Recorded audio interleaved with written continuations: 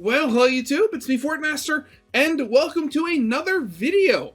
And this one is another one of those videos that I saw on my inspiration page in my YouTube studio.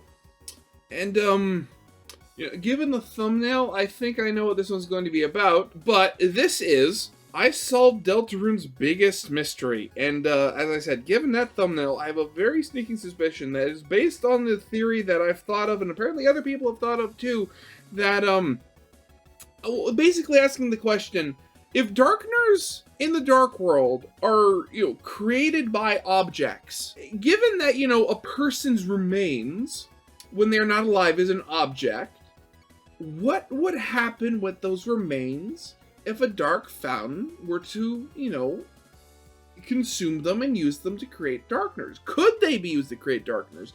And is Rasiel, in fact, the darkener made out of Asriel's remains? Now, again, the thought is weird, and given that it's been pointed out that Asriel is going to be coming back from college, so unless something has happened that, Toriel and Asgore and everybody else in town is just completely unaware of.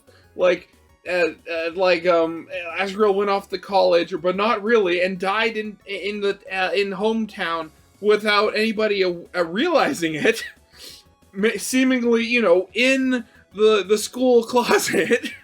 But, since this video is in fact called I Solved Deltarune's Biggest Mystery, if the video actually is about that, I would suspect that hopefully they have some proof. But yeah, definitely going to be a weird one.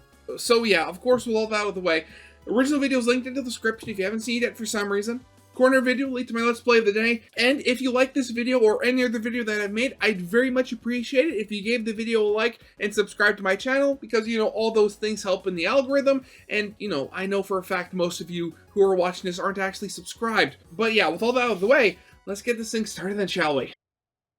Deltarune Chapter 3 is less than a year away, and while the next two chapters might not reveal everything we want to know about the game, I have done extensive research into almost every detail of Chapters 1 and 2. I've studied the lore of Undertale for hours, and after all this work, I believe I've solved the insane reveals of the game with only 2 chapters in so far. This video will cover answers for the Dark Worlds, our beloved friend Rasiel, and how Undertale's story is inevitably going to tie into Deltarune's. It just might not be in the way you think. Hell, I've even studied the Legends of Localization book that Toby released years ago to come up with this theory. So while I may not have all the answers, I've hammered away at this game's lore for 2 years, and I might have a concrete answer to some dying questions the fans have. So I wonder what they mean by that. Because obviously, the main, connection or theory or what have you I've seen, involving, Undertale being connected to Deltarune is that, oh, Undertale, the entire world is dark, so it's a dark world itself or something like that. And, there's next to no, proof of that at all. So what would be the new way of connecting it?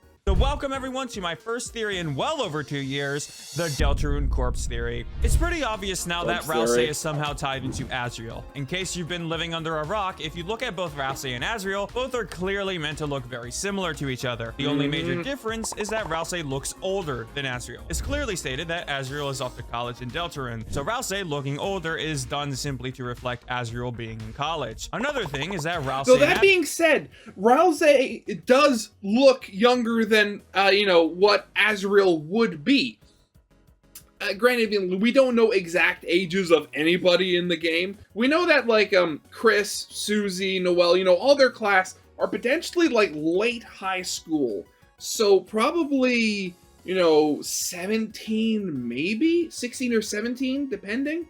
So Asriel would have to be, at least a couple of years older if, he's already in college. So, at the very least, Rasiel is seemingly a younger version of Asriel. Asriel are anagrams of each other, and this isn't a coincidence, because Rasiel was conceptualized first as the name Rouse, but the letter I was added onto the end to be an anagram of the word Asriel. Now this is all common knowledge, but I have to state all of this anyway because everyone's next question is obviously going to be, what is their connection other than looking alike and having an anagram of their name? What if I told you it all has to do with Dark Worlds and the concept of determination? If you haven't played Undertale in a while, let me give you a little refresher as to how determination works as well as how monsters function in the game. When a monster dies, they turn to dust. That's a pretty prevalent concept throughout the entire game. According to the books in the library, or library, in Undertale, monster funerals we know are it's cool misspelled. once a monster turns to dust. Or if you go to, TS underswap Larry. Yeah, I still love that.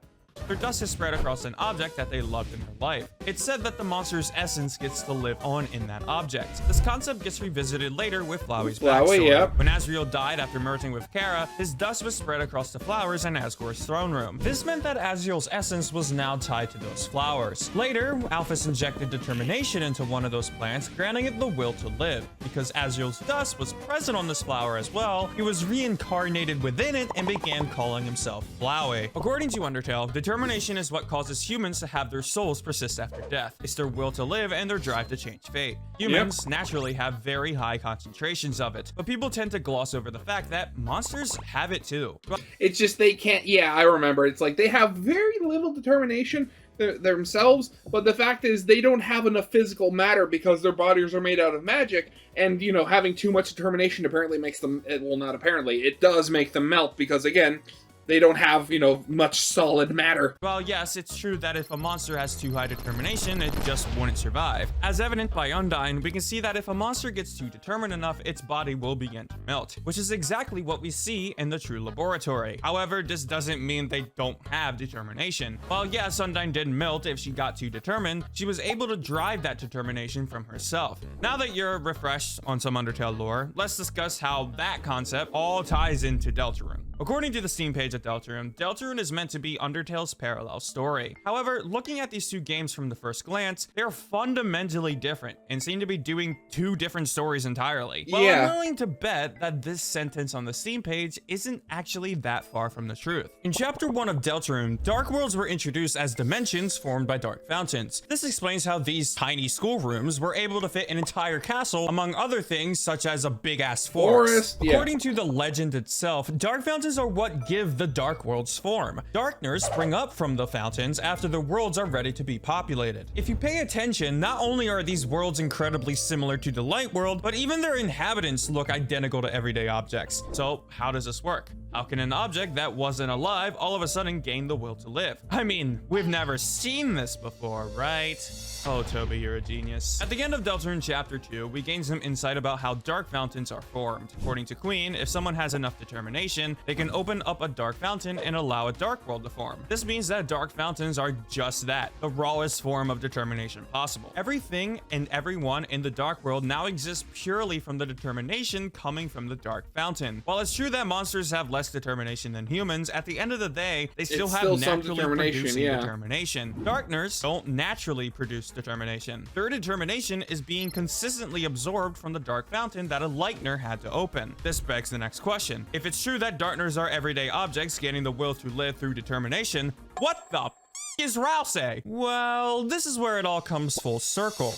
Again, I have seen, there is that theory that Rasiel, because of his pink horns, is in fact, the pink horns that Chris lost. Considering the fact that Deltarune is Undertale's parallel story, let's take a look at Asriel's role in Undertale. He died and got reincarnated as a totally new being before the player fell into the underground. So if we use this plot and apply it to Deltarune, oh my god, it's the same goddamn story. Rasiel is never labeled as a Darkner, and directly he's not labeled as a Lightner either. The only thing that Rasiel is consistently referred to as is a Dark Prince. So either way, it's implied that Rasiel is in this weird middle ground. He's a Darkner, but not a Dark Darkner. And he's a Lightner, but not a Lightner. This is because he's the reincarnation of Asriel's corpse, also known as his dust. At the beginning of the game, Asriel is set up to be in college and then return home from college at the end of the week. Obviously, that statement alone will throw a whole wrench into the theory that Rasiel is a reanimated Asriel corpse, but this line here could easily be put in to just throw us off. This is just how Toby likes to tell his stories. I mean, just look at the word determination. It wasn't mentioned until the end of chapter 2, and hell, Asriel's name wasn't mentioned in Undertale until damn near the end of the game. If Deltarune's story parallels Undertale's, it would make sense for Asriel to die, his dust to spread across something, and once a dark fountain has opened up, it allowed Rasiel to gain the will to live. And the parallels go even deeper than that. At the end of the Spamton Neo fight in chapter 2, Rasiel...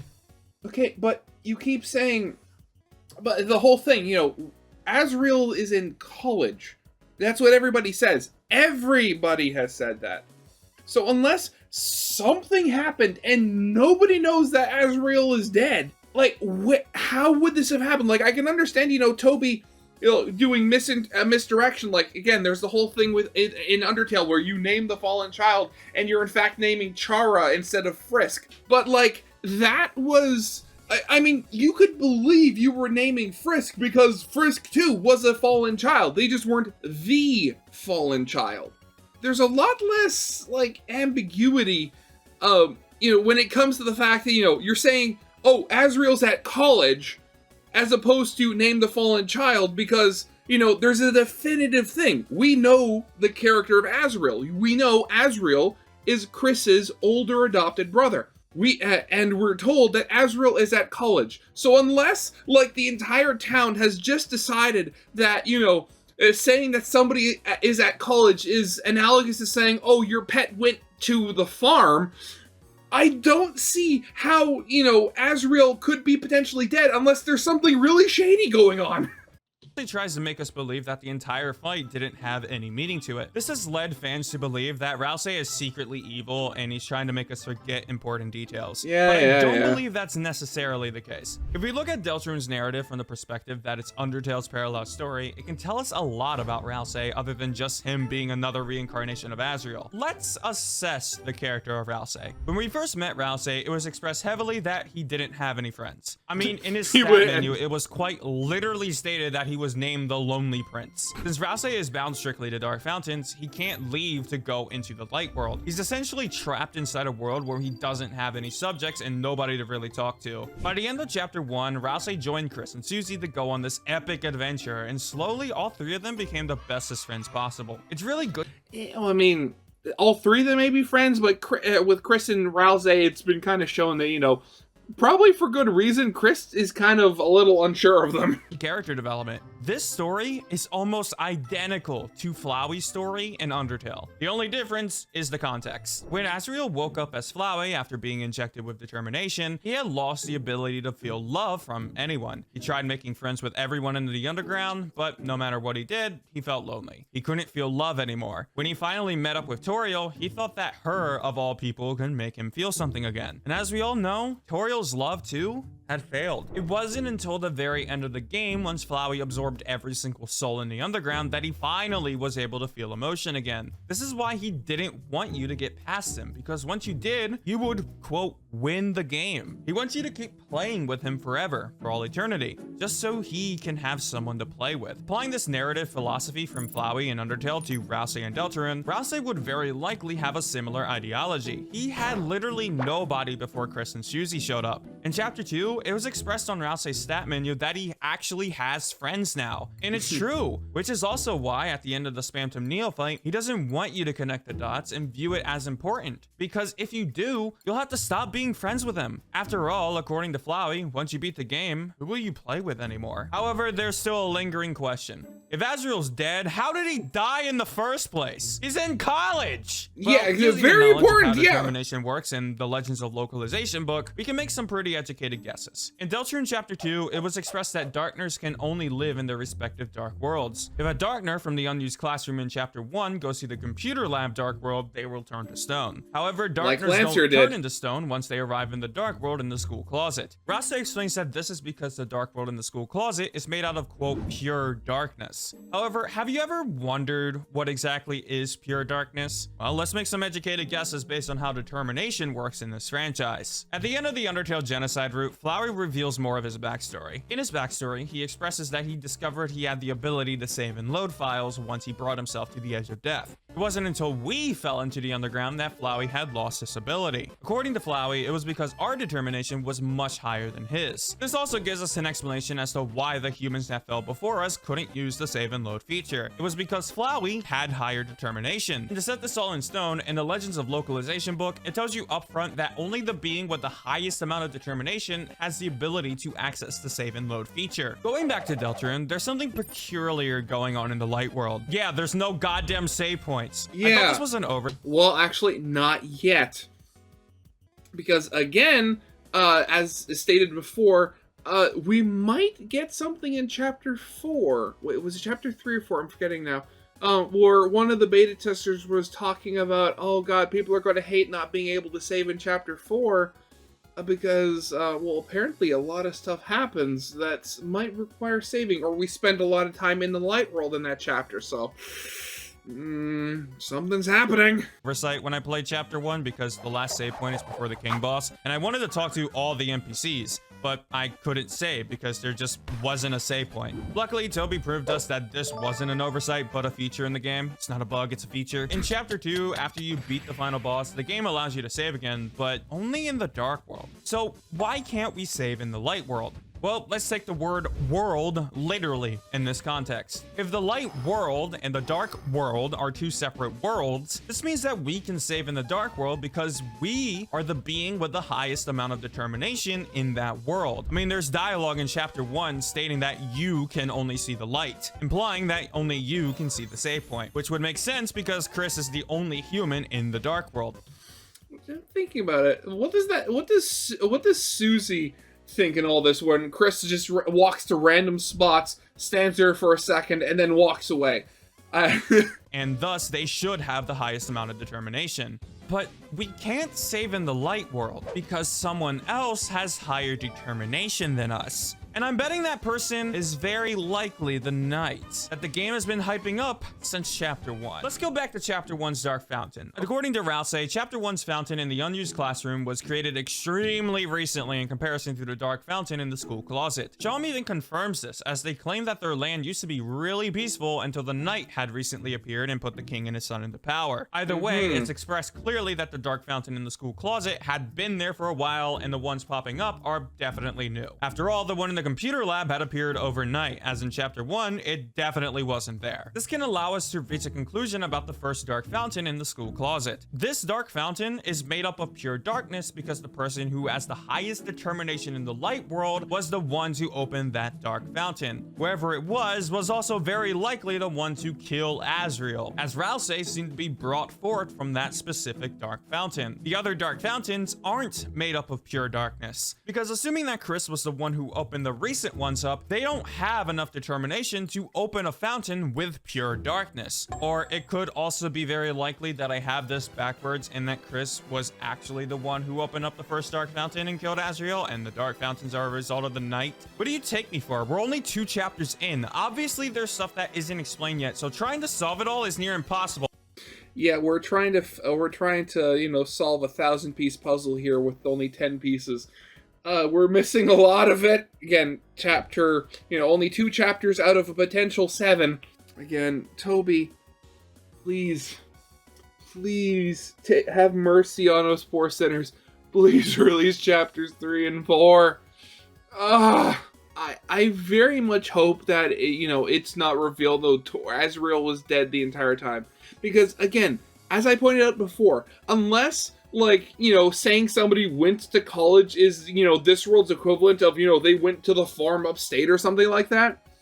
That just doesn't make any sense. Considering the fact, people have said that Asriel's going to be coming home, and they were expecting him to do so. So yeah, that's definitely going to be it for now. So yeah, of course, as always, original video is linked in the description if you haven't seen it for some reason. Corner video will lead to my Let's Play of the day.